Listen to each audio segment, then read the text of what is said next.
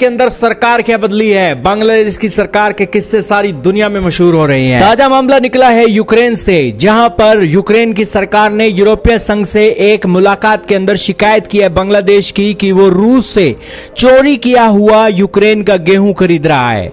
आपके सामने आर्टिकल चल रहा है नवभारत टाइम का, जिसके अंदर इस न्यूज की पुष्टि की जा रही है।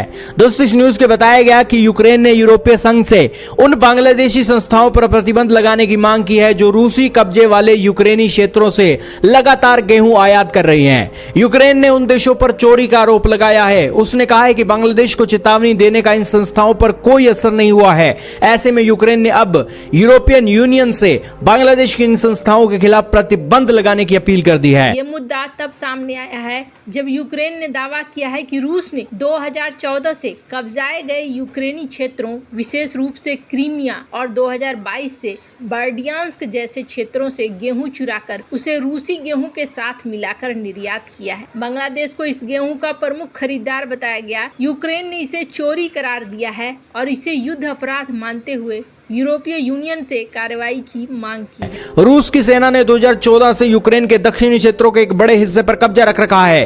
इन क्षेत्रों में बड़े पैमाने पर गेहूं का उत्पादन होता है और रूस अब इन गेहूं को दूसरे देशों को निर्यात कर रहा है, जिसे बांग्लादेशी संस्थान सबसे ज्यादा खरीद रहे हैं। यूक्रेन ने इसे लेकर रूस पर गेहूं चोरी का आरोप लगाया। वहीं रूसी अधिकारियों का कहना है कि अनाज की कोई चोरी नहीं हुई, क्योंकि पहले यूक्रेन का हिस्सा माने जाने वाले। दोस्तों, जैसा कि आप जानते हैं कि बांग्लादेशियों ने अपने देश में क्या किया, इन्होंने अपने यहाँ पर सही सलामत और एक चुनी हुई सरकार, जो कि अच्छी सरकार, लोकतांत्रिक सरकार थी, उसको निकाल फेंका और तख्ता पलट करके अब कट्टर लोगों को वहां पर जो है कुर्सी पर बैठाल दिया और उनके हाथ में सारी कमान दे दी गई हैं। और आप अब देखेंगे कि उसके बाद से खासकर बांग्लादेश के अंदर भारत की खिलाफत करने में और हिंदुओं के साथ बर्बरता करने में ये सब के सब बांग्लादेशी लगे हुए हैं। और इनकी जो कट्टर मानसिकता वाले लोग हैं वो लगातार इस कोशिश में है कि किस तरह से भारत और हिंदुओं को बर्बाद किया जाए। और साथ ही साथ उनका जो है उठना बैठना और इस समय पाकिस्तानियों से काफी लगाव इनका जो है बढ़ता हुआ नजर आ रहा है। और वैसे में ये जो है सोचना गलत नहीं होगा, ये जो है बताना गलत नहीं होगा कि इनकी जो ये तख्ता पलट वाली साजिश है और जो कट्टरपंथियों ने इस पर जो कब्जा किया है, उसमें कहीं ना कहीं ISI और कट्टर इस्लामिक लोगों की साजिश इसमें शामिल है। और कहीं ना कहीं ये सब जो है भारत विरोधी लोग इकट्ठा होकर उन्होंने इस तरह से फंडिंग वगैरह करके, क्योंकि हसीना शेख जो इनकी PM थी पहले, उन्होंने काफी भारत से मदद मांग रखी थी और भारत के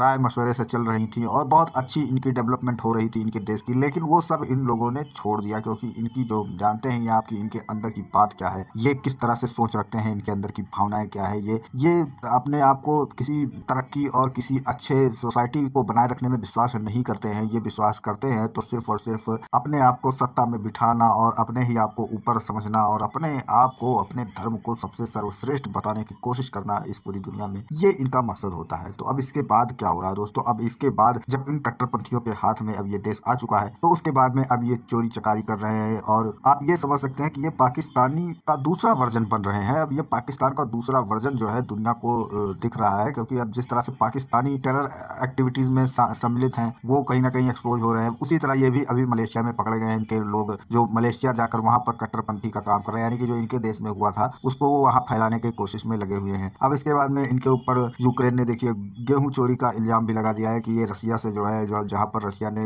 यूक्रेन के देश में, यूक्रेन के किसी जगह पर जो कब्जा कर रखा है वहां से ये गेहूं खरीद रहे हैं और ये रसिया इन्हें इस तरह से गेहूं दे रहा है जो कि यूक्रेन के देश से में पैदा हो रहा था, उसको यहाँ अपने देश में मिलाकर और ये बेच रहे हैं। उसकी शिकायत यूक्रेन वालों ने की है। तो अब इस तरह से आप देखेंगे कि अब 2 नंबरी बनता जा रहा है बांग्लादेश धीरे धीरे। और खासकर अब भारत के ऊपर तो इन्होंने जो है एकदम से अपनी तरफ से कोई कोर कसर छोड़ी नहीं है कि जिससे ये भारत को बदनाम न कर सके और भारत पर कुछ ना कुछ ये समस्या तोड़ते रहते हैं। तो अब ऐसे में इनका जो पतन है वो निश्चित है और ये किसी ना किसी दिन पाकिस्तान की तरह इधर उधर भीख मांगते हुए नजर आएंगे और उसके बाद में पूरी दुनिया पर अपनी कट्टरवाद का जो है झंडा लहराने की कोशिश करेंगे। तो चलिए चलते हैं खबर की और आपको दिखाते हैं पूरा मामला। वीडियो पसंद आए तो लाइक करें, चैनल को सब्सक्राइब करें और शेयर करना ना भूलें। आने वाला क्षेत्र अब रूस का हिस्सा है और हमेशा के लिए ये रूस का ही हिस्सा होगा। यूक्रेन का कहना है कि रूस ने उसके दक्षिणी कृषि क्षेत्रों, जो 2014 से रूसी कब्जे में है, वहां से लाखों टन गेहूं चुराया है। उदाहरण के लिए यूक्रेनी प्रधानमंत्री डेनिस सिमहॉल ने अक्टूबर 2024 में कहा था कि केवल मारियुपोल बंदरगाह से 1,80,000 टन गेहूं लूटा गया। यूक्रेन ने बांग्लादेश को कई बार चेतावनी दी, जिसमें 4 पत्र भेजे गए, जिनमें क्रीमिया के सेवास्तोपोल, केर्ज और बर्डियांस्क जैसे बंदरगाहों से रूस के रास्ते गेहूं ले जाने वाले जहाजों के नाम और पंजीकरण शामिल थे। बांग्लादेश ने इन चेतावनियों का जवाब नहीं दिया, जिसके बाद यूक्रेन ने यूरोपीय यूनियन से हस्तक्षेप की मांग की है। रिपोर्ट के मुताबिक नई दिल्ली में यूक्रेन के दूतावास ने इस साल बांग्लादेश के विदेश मंत्रालय को कई पत्र भेजे, जिनमें उनसे कथित तौर पर चोरी किए गए और रूसी बंदरगाह कावकाज से भेजे गए 1.5 लाख टन से अधिक अनाज को अस्वीकार करने के लिए कहा गया। गोपनीय राजनयिक कम्युनिकेशन के बारे में पूछे जाने पर भारत में यूक्रेन के राजदूत ने कहा कि ढाका ने संचार का जवाब नहीं दिया और कीव अब इस मामले को आगे बढ़ाएगा, क्योंकि उसकी खुफिया जानकारी से पता चला है कि रूस में स्थानीय संस्थाएं शिपिंग से पहले कब्जे वाले यूक्रेनी क्षेत्रों से खरीदे गए अनाज को रूसी गेहूं के साथ मिलाती हैं। यूक्रेन के राजदूत ओलेक्जेंडर नई दिल्ली में एक इंटरव्यू में इसे अपराध बताया और कहा कि यूक्रेन अपनी जांच के नतीजे यूरोपीय यूनियन के साथ साझा करेगा। दूसरी ओर बांग्लादेश के खाद्य मंत्रालय ने दावा किया कि उन्होंने रूसी कब्जे वाले क्षेत्रों से गेहूं आयात पर प्रतिबंध लगा रखा है। वे चोरी के गेहूं नहीं खरीद रहे हैं। हालांकि यूक्रेन ने कहा कि रूस चुराए गए गेहूं को अपने गेहूं के साथ मिलाकर उसका मूल्य छिपा रहा है, जिससे बांग्लादेशी आयातक इसे खरीद रहे हैं। नई दिल्ली में यूक्रेन के दूतावास में एक इंटरव्यू में पोलिशुक ने कहा कि यह एक अपराध है। हम अपनी जांच को यूरोपीय संघ के सहयोगियों के साथ साझा करेंगे और हम उनसे उचित उपाय का अनुरोध करेंगे। बांग्लादेशी अधिकारियों के साथ यूक्रेन के राजनीतिक विवाद की पहले रिपोर्ट